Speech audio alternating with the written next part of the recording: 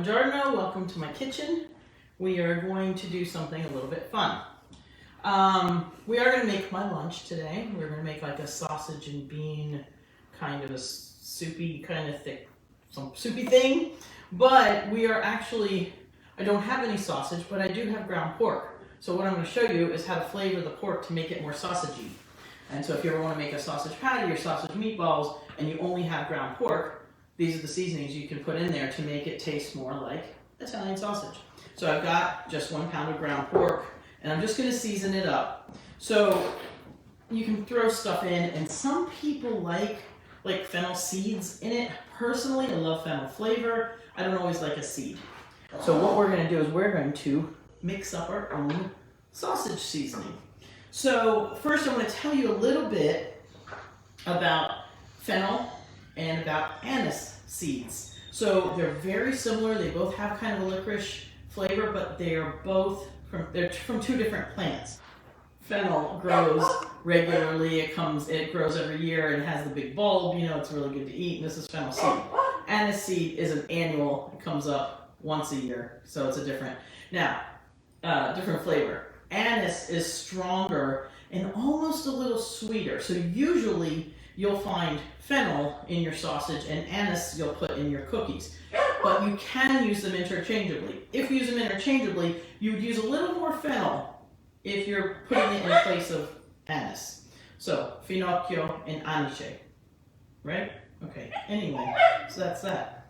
They both smell good, but there is a little bit of a difference in the flavor. So we're going to use the fennel. So I'm just going to put, now fennel is a great seasoning, so I'm just going to put a big pinch in. I'm not going to overdo it, well, maybe a pinch and a half. I'm going to throw in, now some of these flavors are typical and some of them are what I'm throwing in. You can do whatever you want. I mean, I could put in a pinch of the anise also.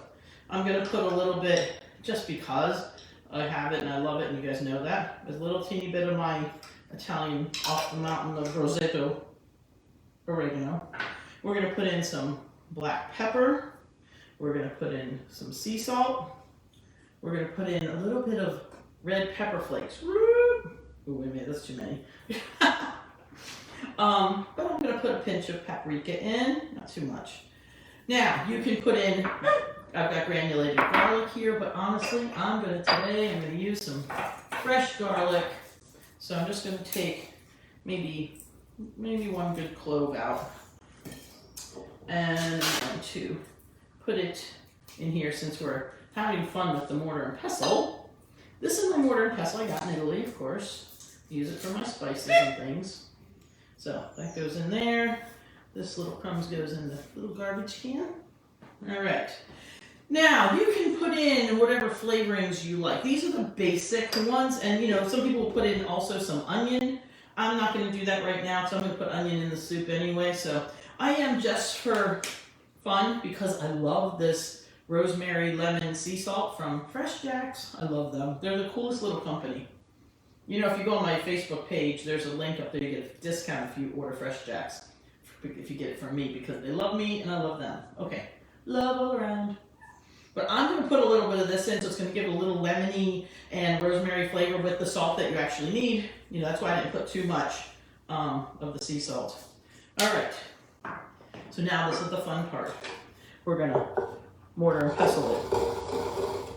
So we're going to mix up all these spices. We're going to break down the garlic and of course the fennel seeds. Oh yeah. This is fun and it's a good little workout, you know. You can twist, you can go around, you can go back and forth, whatever you like. These are fun. These are old school tools, but you know, I don't know, like I'm doing this. I'm getting so much like pleasure out of this. It's just so nice. Oh my goodness, that smells good. So we're going to take this out and just dump it in here. Now it's not going to be totally dry because I have the garlic in there, which was wet. Let me get my little teeny spatula thing here. Okay, so because I've got some stuck to the inside here, so I'm just going to... And honestly, you really can't have too much of the spice because it's going to go into a soup anyway. but it's just, isn't that cool? Now, really quick, here's my other big, this is my big one when I'm gonna do big things, and you know, it's cool. Just thought I'd show you that. My big mortar and pestle. But for my spices and my little things, my little wooden one from Italy is my favorite. And plus, you know, somebody walks in here, no bad guys. No, I'm just kidding. There's no bad guys around here. Okay, I'm gonna do this the way you're supposed to do it, with my hands. So I'm just gonna mix this in. That was probably, all told, probably a tablespoon and a half of seasoning, you know, so once I put this all in here, that should be about good enough for this. You can always, if you like it more pungent, make it more pungent. Do what your family likes, because if you make what your family likes, they will come sit at the table. Ooh, that smells nice. Got a little bit of hot pepper. You know, I'm gonna throw just a little more hot pepper in there. Because, you know, he's a Calabrese. He's from Calabria. Calabria is the toe of the boot of Italy, and they like spicy food down there. So this is, you know, pre-seasoned. Now, if you want to do this right, season it up the night before and let it sit in the refrigerator. Just cover it with plastic and let it sit in the fridge, and it'll kind of really almost marinate. But this is fine because I'm showing you how to do it. So what we're going to do for this little soup, we're going to cook up this sausage. Now it's sausage meat. See, before it was just ground pork. Now it's sausage meat, and it smells good. You can smell the garlic, you can smell the fennel or the licorice flavor, you know. You can smell all the other goodies of garlic, definitely though. So we're getting this nice and hot. Take this, we're going to just use my little tweezer things here, because I'm going to actually, oh yeah, kind of break it up in here. There's no rhyme or reason to this. I'm just kind of having fun here. And you can put the whole thing in, or you can put it in pieces. No big deal. And you don't really need any oil because this has so much. Actually, this is kind of lean. Look at this. All right, I'm going to put just a smidge of olive oil in. There we go. Probably a tablespoon, not even a tablespoon, just a little bit. And I'm gonna move it around. There we go. Break it off the bottom. There we go. Just break it up. We're gonna let that cook. Spread it around so it's in little chunks. I don't want it to be like ground up like chili or something. I want it to be in little chunks. But just spread it around now. And it'll break apart onto itself. Okay, put that over there for a second. All right, so what we're going to do first, we're going to chop up a good half of a, you know, good sized onion here. Let's see, get my big knife out, my Pampered Chef knife today. I'm thinking that these onions are pretty big, so probably half an onion of a big onion. Whole like medium onion would probably be fine. All right, you know, I gotta tell you, I've said this before, but it just came to my face again the other day. You know, I consider myself a very happy person, and I smile a lot. But you know, sometimes when you're talking, you're not smiling while you're talking, unless you're telling a joke or something's really of the moment, you know. But in general, you're not smiling the whole time you're talking. And I was watching this video, and this girl was like, she had this big smile, and I know in the television and the video industry, they tell you smile all the time. I'm telling you, it's not easy to constantly smile while you're talking. It's like a lot of energy. I try, you know. I watch some of my videos, and I'm like, oh my God, you look like you're I'm like, I'm not, I'm just talking. But anyway, but I am having, so now, right now, because I'm talking about it, and I think it's funny, the smile is stuck on my face. But, you know, I have my little things about video. I do things so a little different. You know, I'm just me. All right, so oh yeah, this is already almost all the way cooked. Now, sometimes, depending, if I don't want this to overdo, what I will do is take this out and then soften my vegetables. So we're going to do that real quick. I've got a couple little pieces here that are really bright pink. I just want them to cook down a little bit more while I get this ready. Put my zucchini over here because I'm going to put the meat in here for a few minutes just so I can soften the vegetables together, and then we'll put the sausage back in.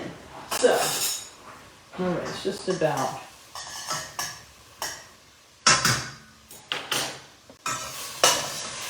So we got some pretty, and it definitely tastes like sausage, not just plain pork.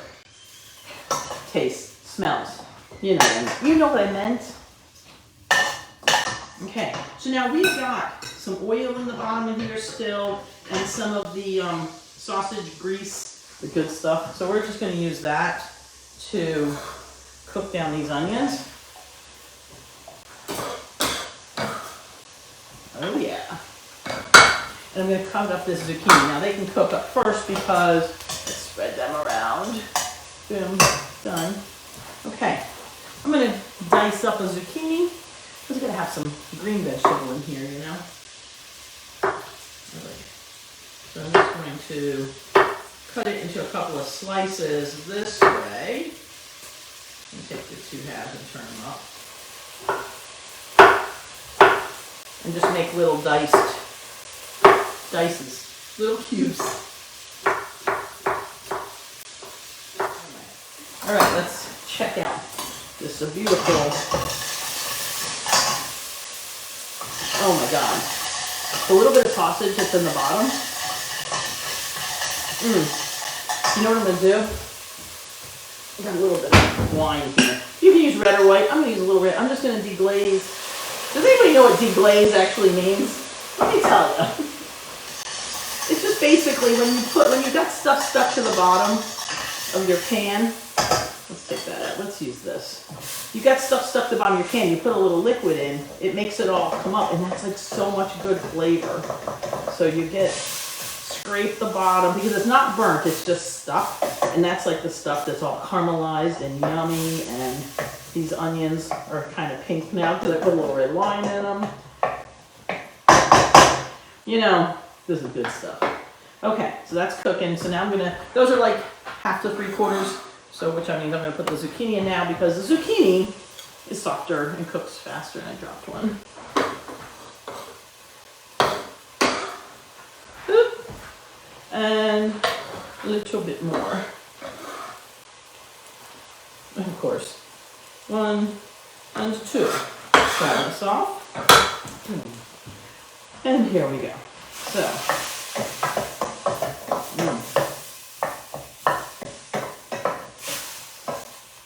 Oh, that is so nice. So I don't know if you can see this, but I've got this beautiful mix of zucchini and onions. Zucchini and onions by itself. Look at with the little sausage juice. Oh my God, this would by itself would make a great side dish. But I'm gonna let this cook down a little bit more. Let's get it started. Now I don't think. Oh God, that smells so good. I don't think it needs much. I'm gonna throw a little clove of garlic in the bottom. Let's see here. It doesn't really need much else. Actually, I'm going to put 2 cloves. 1, 2. I don't want to overdo it. There we go. Make a little hole in here so that they're in the bottom so they cook up faster. Yeah, that's a little trick, you know. When you're throwing something new into a pan like this, make a little well so that they're down on the pan. And I'm actually going to throw just a little drop of oil in there with the garlic. And then all of a sudden it just starts to sizzle. But I want them to soften up. They're going to anyway, but you know, I like to give them a head start push, you know. So this is a dish that's a quote-unquote recipe, but recipes are ideas, you know, like my original recipe for this didn't have the wine in it, but you know, it just sounded like a good idea at the moment, and it definitely turned out to be. All right, so now we're going to throw our sausage back in with all its juices, because that's a big part of it. Oh, that looks good. A couple pieces are big. Let me just Kind of break them up a little bit, but like I said, I like a chunk of sausage in here.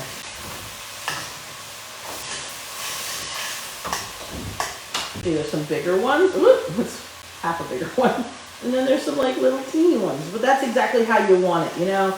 It gives it more character and personality, you know, and all that stuff. I'm gonna throw it just because I love it. Little bits of my, oops, go back in there.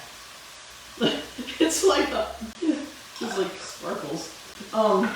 Little bit of flavor. All right, so now that it's kind of really going good, nothing's stuck. We want to make sure nothing is stuck. We really want to make sure it's all kind of nice and loose before we put the broth in.